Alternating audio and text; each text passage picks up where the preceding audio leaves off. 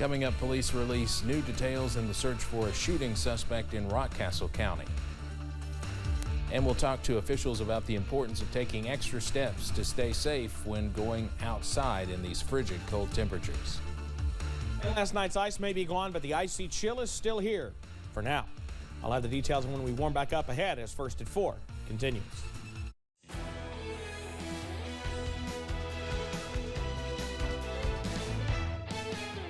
Mountain News First at 4 continues.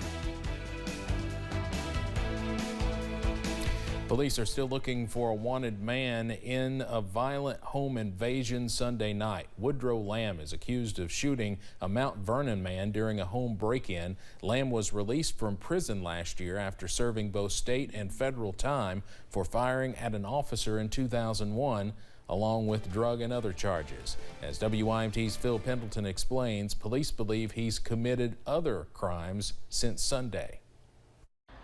Police tell us that Woodrow Lamb should be considered dangerous, and they say that they have evidence that he has committed other crimes since that violent home invasion that took place here in this community on Sunday night. Now, police say on Sunday night, Lamb broke into a man's home on River and Green Loop and shot a man during a robbery. That happened less than a year after Lamb was released from prison and was still under supervised release from the federal prison system. Lamb had served almost 20 years following his arrest on charges that he shot at a former Mount Vernon police officer during a chase after a court appearance. He served a combination of both state and federal charges from that. Police say that since Sunday night's home invasion, there's evidence he's committed other crimes. Taking things that's not his, possibly going into people's houses and robbing or stealing from them. And we believed him to possibly still be armed and dangerous, and we would ask anybody's assistance. If they just contact the local 911 or the Kentucky State Police London Post. Police say they are continuing to follow up on a number of tips and leads, including a possible sighting of Lamb at a relative's home not long ago, but they searched that facility and they could not find him. In Rockcastle County, Phil Pendleton, now back to you. Lamb was last seen in a gray Toyota Scion, but it's still not known if he's in that car now. Big Sandy Rural Electric Cooperative dealt with around 1,300 outages this morning because of the freezing rain. Linemen were out early making repairs to lines across RECC's service area after around 1/10 of an inch accumulated on lines and tree branches. Power was completely restored, though, after only about 2 hours. Officials with RECC say this was a much more manageable outage compared to 2021's ice storm, which dropped 1/4 inch of ice on much of the region and caused 10,000 outages for around 2 weeks. Last year we had a little over 10,000 of our members out, and they were out for close to 2 weeks, so we were very happy with. Even though we like to have no members out, 1,200 is better than 10,000, and 2 hours is better than 2 weeks.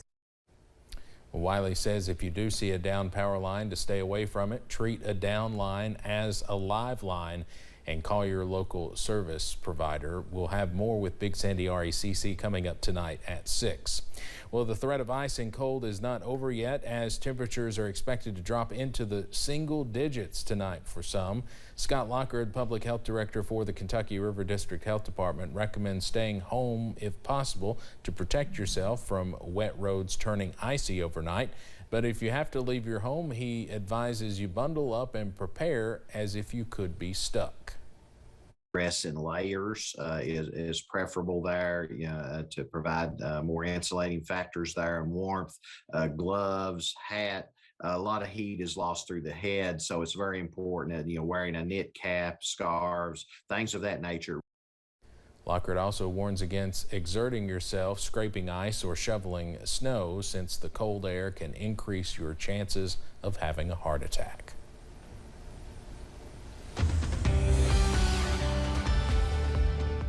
And plenty of cold air sticking around, at least for the next 24 to 36 hours around the mountains.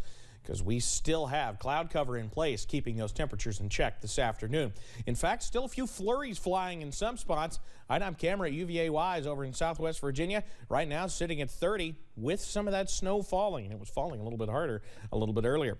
I-75 at London, we're just cloudy and even starting to dry off the roads a little bit, just a little bit anyway, out there. And as we head over to the Mountain Parkway at Slade, you can see that dusting of snow we got on the grassy surfaces on the side of the road and in the median, but otherwise it's smooth sailing on the Mountain Parkway this afternoon. Temperatures remain in the mid to upper 20s in most spots, low 30s in some locations. Middlesboro and Jacksboro now sitting at freezing, right at 32 at this hour. We'll continue to see a couple of snow showers try to push into the region as you head up into the I-64 corridor. That could allow a few more flurries to fly up that way as we head into the evening hours. But those flurries will come to an end and will be mostly cloudy as we head later on into tonight. Temperatures, though, stay chilly, upper teens for overnight lows. I'll have the very latest on when we look to finally bring some warm weather back coming up in just a few minutes. Steve? Well, today the White House said it wants to deny Russia an opportunity to use, quote, lies to justify an invasion of Ukraine. The U.S. warns of possible plans to stage a fake attack. The Biden administration says there will be severe consequences for any Russian aggression. Meanwhile, Russia's President Vladimir Putin is in China to shore up support from a key ally. CBS's Natalie Brand has more from Capitol Hill.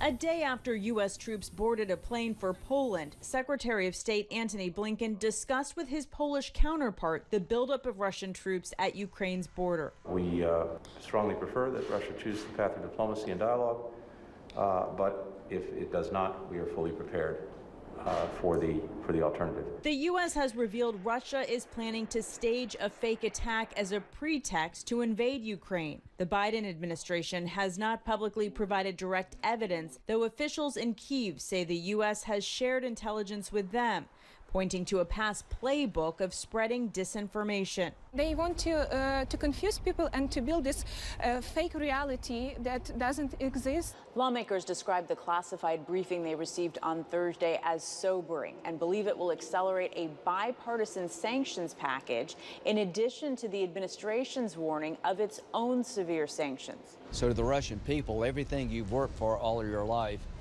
in terms of savings and economic opportunity is very much at risk. Russian President Vladimir Putin met with China's President Xi Jinping while in Beijing for the Winter Olympics. The two issued a statement criticizing external interference in the internal affairs of other states and opposing NATO expansion in Eastern Europe. We have our own relationship with China. Our focus right now is continuing to unite with allies and partners to respond decisively if Russia further invades Ukraine. The White House also warns that destabilizing actions in Europe would also impact China's interests. Natalie Brand, CBS News, Capitol Hill. Biden administration officials say Russian state media and proxies pushed out a record number of anti-American and anti-Ukrainian content online during the past few months. New COVID-19 cases are down 37% nationwide, but case count is not the only thing health experts are looking at to answer the big question we all have: when can we go back to normal? Thousands of people are still dying every day from this virus. Deaths are up 6%, in fact, from a week ago.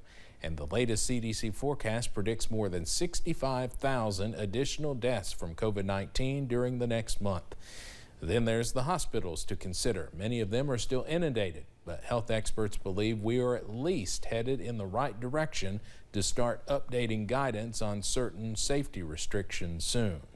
Expect that it's going to be within a month or so, and it's going to be a combination of hospitalization rates, particularly looking at capacity of intensive care units. I'd like that to most hospitals to have around 75 or 80% capacity in their ICUs. The U.S. Army just announced more than 200 military medical personnel will deploy to 6 states to help out. And of course, the push to vaccinate continues. A new study from the California Department of Public Health shows that masks do work to some degree, but that cloth and surgical masks are not very effective. It found that people who said they wear N95 respirators indoors were about 80% less likely to test positive for COVID than those who never wore masks inside. Those who said they wore surgical masks indoors were roughly 60% less likely to test positive than those who did not wear masks. In all, the study found that consistently wearing a mask indoors does cut the odds in half for testing positive for COVID-19. Hall of Fame NBA basketball coach Bill Fitch has died. During his 25-year career, he won 944 regular season games and led 2 teams to the finals. He took the Boston Celtics there in 1981 to win the title. Fitch also led the Houston Rockets to the finals in 1986, where they lost to his former team, the Celtics. He also coached the Cleveland Cavaliers, New Jersey Nets, and Los Angeles Clippers during his career. In 13 of the 25 seasons he served in the head coach role, the team he led made it to the playoffs. Fitch was a 2-time NBA Coach of the Year winner. He was 89 years old. The National Basketball Association revealed a newly designed Kobe Bryant trophy. The trophy is given to the most valuable player of the NBA All-Star Game. It was renamed for Bryant following his 2020 death in a helicopter crash. Almost every detail of the trophy is significant to his career in some way. The 8-sided base represents Bryant's number 8 jersey number, and the 18 stars are for his 18 All-Star selections. The trophy will be awarded to whichever player is named MVP at the All-Star Game, February 20th. Coming up on First at 4, a better-than-expected jobs report, but President Biden says there's still more work to be done to boost the economy. And cold weather sticks around for a bit, but some nicer weather is on the way. I'll have those details coming up soon. WYMT News app offers alerts on breaking